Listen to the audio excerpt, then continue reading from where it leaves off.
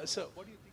Okay, there you have Belly. Thanks. You just stay with us. Let me quickly open up this conversation to the battle that is going on. We'll pick up on the thought in Kerala, which is exciting. Mithun Vijay Kumar joining us in the broadcast. Bipin Sharma, Himanshu Bhatt are with us. Mithun, let me start with you if you can hear us. What do you make of this? Because Kerala is a conundrum. It has some of the best social metrics in the country, and you heard a couple of voters over there who are very, very happy with the state of affairs. Peaceful life, they say, is what we want. We are a good example. Mithun, can you hear us? Yes, I can. Yes, please. Yeah, go ahead, sir.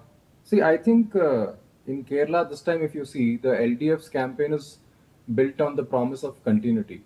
They're promising on their record of healthcare and welfare. But at the same time, the UDF is pushing back hard. They are calling this election a correction, highlighting issues like corruption and the rising cost of living. But the major issue this time is the missing youth factor. I heard some people commenting, but I think one of the major issues that Kerala is facing is the missing youth, and this is perhaps the most unique issue in 2026 because thousands of young Malayalis have moved abroad for studies and jobs. And for those who stayed here, unemployment is the number one issue. So both the sides are promising, high revenue enterprises and IT hubs, but the youth are asking for immediate results and not for long-term plans because till now they have not seen it. And when we speak about the Kerala model that is built by, the left and Congress, then we have to ask this one question: why is the youth running away from Kerala? In 2026, Kerala's biggest export is not spices or rubber; it's our children, because of the LDF's trade unionism and the UDF's lack of vision. There are no jobs here. So we have built a state where you can get a degree, but you can't get a salary.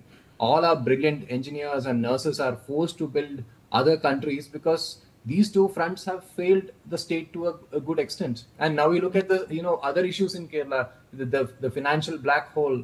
The LDF government has pushed Kerala into a massive debt trap. Actually, we are borrowing money just to pay interest on previous loans, and meanwhile the opposition it spends its time in internal power struggles instead of holding the government accountable. So both parties have treated the state treasury like a private bank account, leaving the common man. But Mithun, you say that, and in some cases it becomes a cliched truism that people look for employment outside the state in other parts of the country, or as you and I know, in the Gulf area. Many of them are back home, incidentally, to vote in this election because of the current crisis that is going on in the Middle East. A war is on. But Mithun, there are many people who are very proud of what the state has achieved.